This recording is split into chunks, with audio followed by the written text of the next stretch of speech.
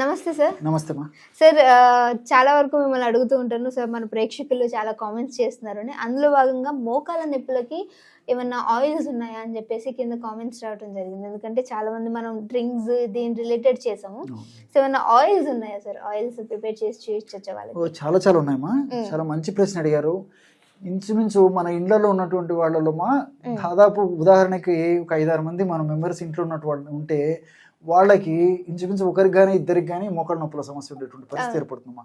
So దీనివల్ల మరి మోకాళ్ళ నొప్పులకి ఏదైనా ఆయిల్స్ తెచ్చుకుని వాడుకోవాలన్నా చాలా ఖరీదైనటువంటి ఆయిల్స్గా ఉన్నాయమ్మా.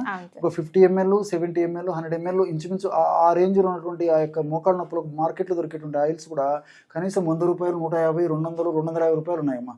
సో మరి ఇంటిల్లిపాది మరి రెగ్యులర్గా వాడుకోవాలన్నా కానీ అంత ఖరీదు పెట్టి ఆయిల్స్ తెచ్చుకోవడము కొంతమందికి సాధ్యమవుతుంది కానీ ఎక్కువ మందికి సాధ్యం కాకపోయే పరిస్థితి ఏర్పడుతుందమ్మా.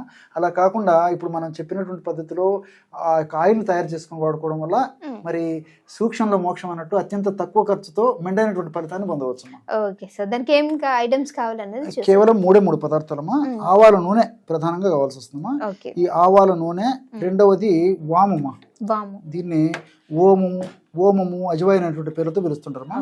3వ పదార్థంగా కర్పూరం. ఈ 3 పదార్థాలు ఉంటే బ్రహ్మాండమైనటువంటి మోకాళ్ళ నొప్పులు తగ్గించేటువంటి ఆయిల్ ను తయారు చేసుకోవచ్చు. మార్కెట్ లో దొరికేటువంటి ఆయిల్స్ కి ఏమాత్రం తీసుకునే రీతిలో అద్భుతంగా పనిచేస్తుందమ్మా. అయితే దీన్ని మేకింగ్ అనేది చూసేయాలి. తప్పకుండా. సో ఎలా తయారు చేసుకోవచ్చమ్మా? ఇలాంటి ఇనుప బాండి చాలా శ్రేష్టమమ్మా. ఒకవేళ ఈ ఇనుప బాండి లభ్యం కానటువంటి పక్షంలో మరి వేరే పాత్రలు కూడా తీసుకోవచ్చమ్మా. అంటే ఇనుప బాండి చాలా ప్రధానంగా చాలా రిజల్ట్స్ కూడా బాగుంటాయి అన్నమాట. సో ఈ ఇనుప బాండీలో ఒక 250 ml ఆవాల నూనె తీసుకోవాలి. 250 ml ఆవాల నూనె ఈ విధంగా ఇనుప బాండీలో తీసుకొని ఇందులో ఒక 50 గ్రాములు ఓమం వేసేయాలమ్మా. ఓమం ప్రేక్షకులకు అర్థమయ్యేందుకు ఇక్కడ కొద్దిగా మాత్రమే కలపడం జరుగుతుందమ్మా. మరి తయారు చేసుకునేటువంటి వాళ్ళు నేను చెప్పినటువంటి రేషియోలో కలిపి తయారు చేసుకోవాలమ్మా. సో 250 ml ఆవాల నూనె, 250 ml ఆవాల నూనెలో 50 గ్రాములు మాత్రమే ఈ యొక్క అజవాయిన్ వాము వేసేయాలమ్మా. వాము వేసిన తర్వాత కొద్దిసేపు అలాగే కాచడం వల్ల ఈ వాములో ఉన్నటువంటి అనేక రకాల ఔషధ గుణాలన్నీ కూడా మనకి ఈ యొక్క ఆవాల నూనెలోకి వచ్చేస్తాయమ్మా. ఈ ఆవాల నూనె మస్టర్డ్ ఆయిల్ అనేటువంటి పేరుతో పిలుస్తుంటారు అనమాట. ఆవాల నూనెలో ఉన్నటువంటి సినగ్రిన్ ఇలాంటి అనేక రకాలైన రసాయన పదార్థాలు ఇన్ఫ్లమేషన్ తగ్గించేసి ఈ ఇన్ఫ్లమేషన్ వల్ల కలిగేటువంటి నొప్పి, పోటు, వాపు, సలుపు, బాధ ఇలాంటివన్నీ తగ్గించేందుకు కూడా ఈ యొక్క ఆవాల నూనె చాలా అద్భుతంగా పనిచేస్తుందమ్మా. దీంతో పాటు వాములో ఉన్నటువంటి థైమాలు, థైమోక్వినాను ఇలాంటి అనేక రకాల రసాయన పదార్థాలు కూడా నొప్పిని తగ్గించేందుకు, వాపును తగ్గించేందుకు చాలా సమర్థవంతంగా పనిచేస్తాయమ్మా. కాబట్టి ఈ 2 పదార్థాలు కలిపి మనం ఆయిల్గా తయారు చేసుకోవడం వల్ల ఫలితాలు మరింత శీఘ్రంగా, సమర్థవంతంగా వెంటనే కలిగేందుకు అవకాశం ఏర్పడుతుంటుందమ్మా.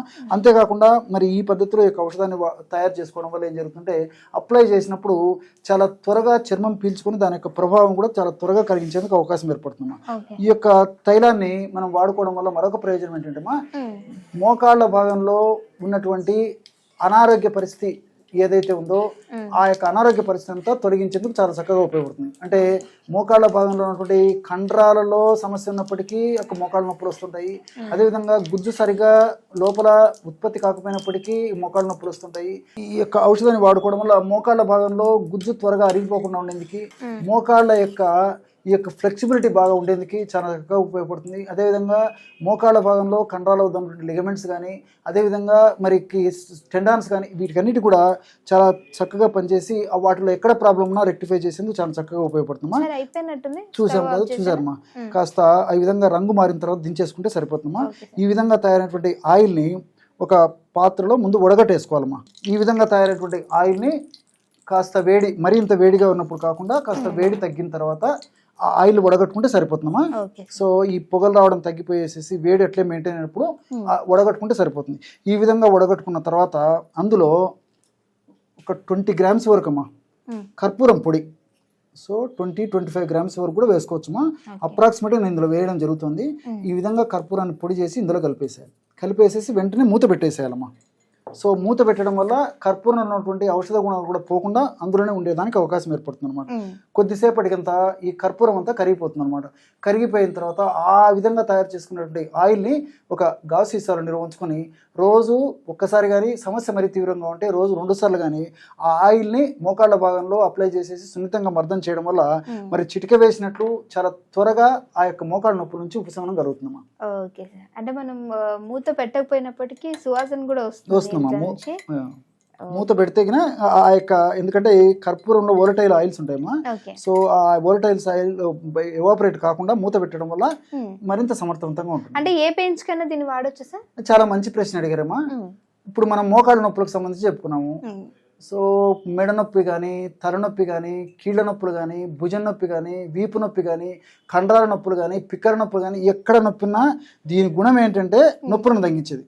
సో ఆయిల్ ఏంటంటే ఏ పెయిన్ అని కానివ్వండి మా, ఈ యొక్క ఆయిల్ మన ఇంట్లో ఉంటే, అందుకే నేను చెప్తున్నాను కదమ్మా, ఇంటిల్లిపాదికి ఉపయోగపడేటువంటి అద్భుతమైన ఆయిల్ ఇది. ఏ రకమైనటువంటి నొప్పికైనా తక్షణమే తగ్గించి మనిషికి ఉపశమనం కలిగించేందుకు చాలా సమర్థవంతంగా పనిచేసేటువంటి ఆయిల్ కాబట్టి, ప్రతి ఇంట ఉంచుకోదగ్గ దివ్యమైనటువంటి ఆయిల్ కాబట్టి ప్రేక్షకులందరూ కూడా ఇది తయారు చేసుకుని వాడుకోవడం వల్ల చాలా సమర్థవంతమైన ఫలితాలు కలుగుతాయి. Okay sir, thank you so much sir. చూసారు కదా, మోకాల నొప్పులే కాదు ఇంకా బాడీలో ఉన్నటువంటి ఏ పెయిన్స్ కైనప్పటికీ మంచి రిలీఫ్ ఇచ్చేటువంటి ఈ ఆయిల్. సో డెఫినెట్గా ట్రై చేయమని చెప్తాను. మీరు ట్రై చేసిన తర్వాత మీ వాల్యుబుల్ కామెంట్ అనేది కామెంట్ చేయడం మర్చిపోకండి.